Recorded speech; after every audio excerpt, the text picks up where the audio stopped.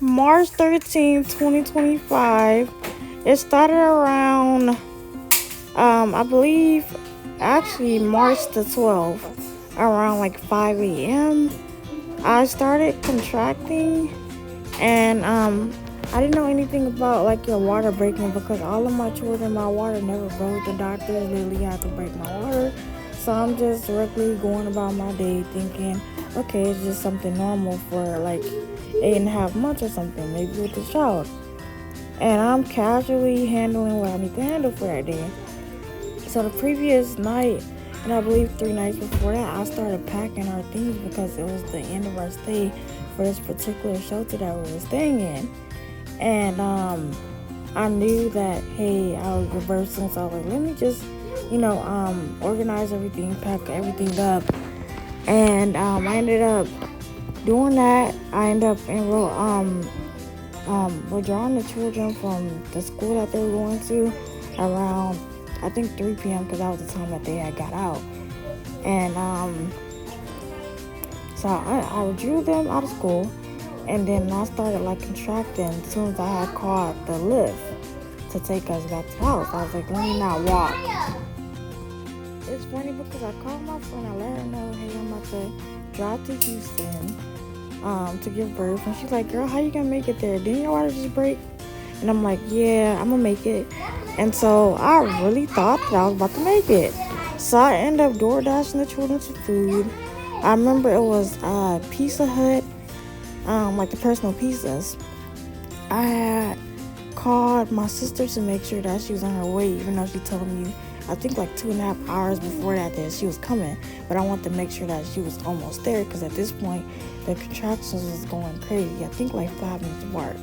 And then I had called the ambulance because at this time, everything was just going like crazy. Like I just could not bear the pain. I was like, I need some help. I need you to come on. And it was okay. You need to get a blanket. You need to cover all the windows that was in the shelter that you're in. You need to turn the heater on 80. And then they said like get some blankets and sheets and everything and put it on the bed. Basically get ready to deliver the baby. I'm like, okay, cool. At this point though, the contractions were so bad I couldn't find nothing. I just put a blanket on the bed and turned the heater and that was it. I don't even think I covered up the window or closed the blinds or nothing. Or if I did, like when they walked in, my room was a hot mess because I was trying to pack the rest of the things, but it was just too much to do at this point. And so the ambulance ended up making it at the same time as my sister, and DoorDash made it at the same time as them. So it was a lot going on at this time.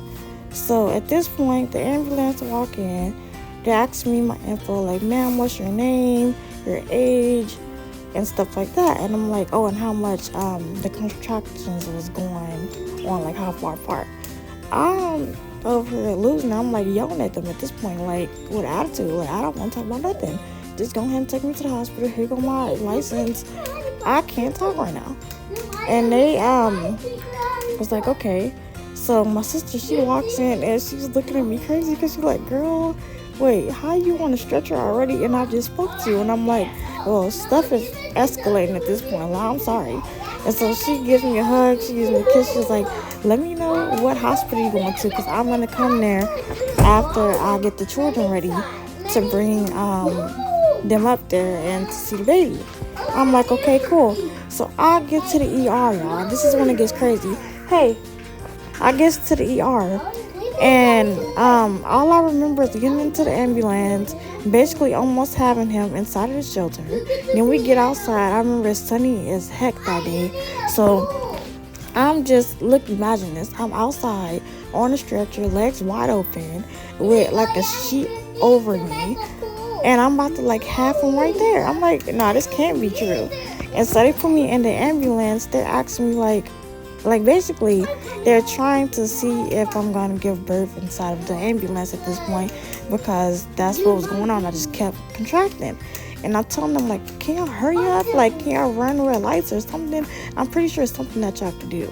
It felt like everything was going in slow motion. Like, every stoplight that they went through was just slow as ever. I'm like, come on, just let's go. Because in a minute, y'all going to be delivering this baby inside the ambulance. So we finally get to the hospital. And I get checked. I don't even think I got checked in to the ER. I get to the ER, and I remember I didn't give them no information because things was going on so fast. So basically, they put me in a regular ER room, and they go back to get, like, I guess a labor and delivery nurse or something. And they come back, the baby's literally on the bed. I pushed them out, I think, in like 1 minute to 3 minutes. And my sister ended up coming, and she finally makes it. She's like looking at me like in amazement, like, oh, you just had him? And I'm like, yeah. She's like, that was really fast. I literally just left the shelter and got the children ready and came. And I'm like, yeah, girl. And this baby have the nerve to look at me, y'all. And I kid you not, he starts smiling like big as hell. I'm like, it's nothing funny. And I'm like, okay, I'm passing him to my sister at this point, because I'm like, I cannot believe, like, you really, like, came out like that. And so it was really backwards. You supposed to, like, do your paperwork and then get checked in and then have your baby. It was totally backwards. So basically, I got there, I had him, and then right after I pushed him out, they start asking me questions and getting his weight and stuff like that, and I signed in from there. So I pretty much didn't even get checked into a room. I'm like, yo, that was insane.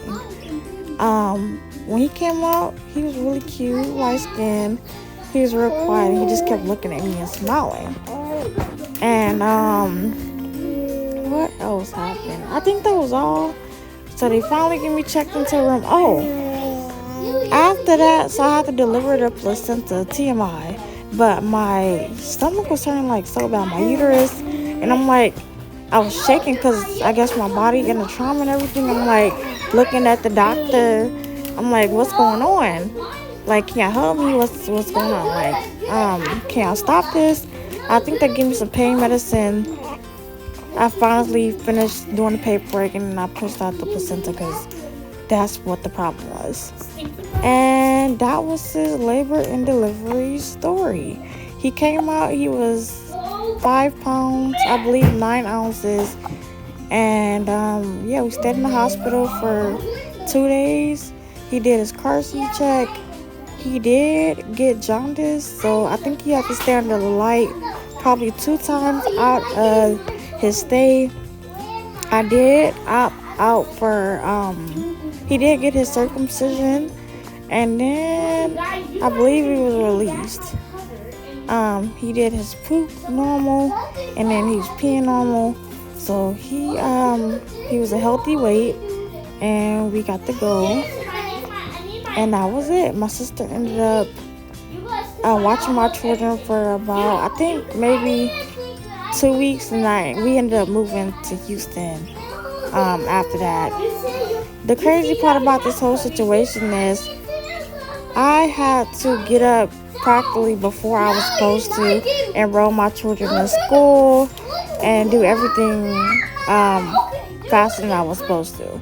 But it ended up all working out, and that was the story. Sorry about the noise in the background. So at this point, when we arrived back to the shelter after I gave birth, they ended up giving us a lift back to the shelter. We returned, and I believe we stayed there for 2 weeks. They informed us that we had to leave because my other children was no longer there because they were with my sister due to me giving birth. And so I let her know that I was focusing on making arrangements to get back to Houston.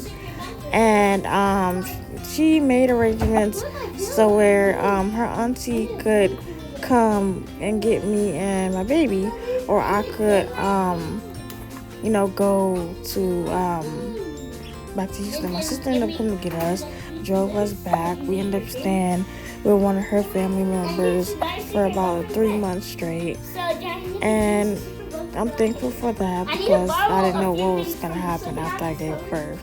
But y'all, the whole shelter was like, dang, wait, I heard about you. I heard about what happened. I'm like, wow, I had like no control over that. And they're like, he is so cute, and we all told you way before you gave birth that he would come this day. And I'm like, yeah, I don't know what day he gonna come. I'm thinking I had like at least like 1 or 2 more weeks. But no, he ended up coming like right, I think a week after everybody said that he was gonna come.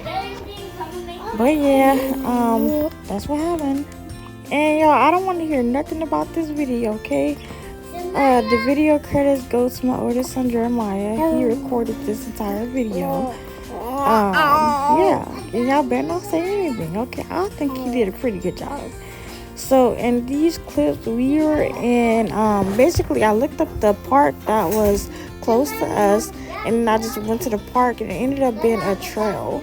I looked up on a little thing, I don't know what it's called, but I looked on there, I was reading it, and it said that it has snakes and bugs, and I'm like, this clip right here, Jeremiah, he was like, okay, let me go first.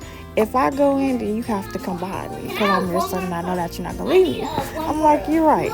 But then I told him, I said, okay, you could come back, we're not going to come here, and I'll figure out a park for us to go to.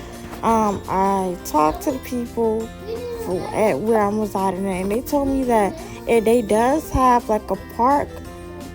Well, they do have a park that goes with this trail. I guess I was at the back of the park that leads to the trail.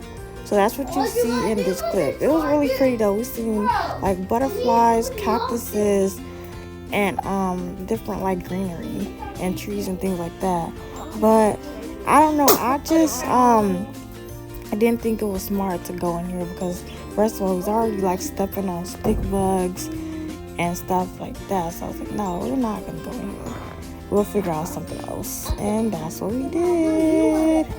I hope you guys enjoyed this video, and I'll see you in the next one. Bye.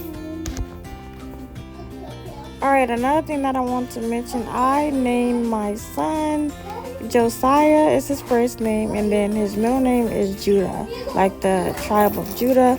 And he was born on March the 13th, 2025 at 12, I think 50 something. And yeah, we have loved him ever since. He's so wonderful. And yeah.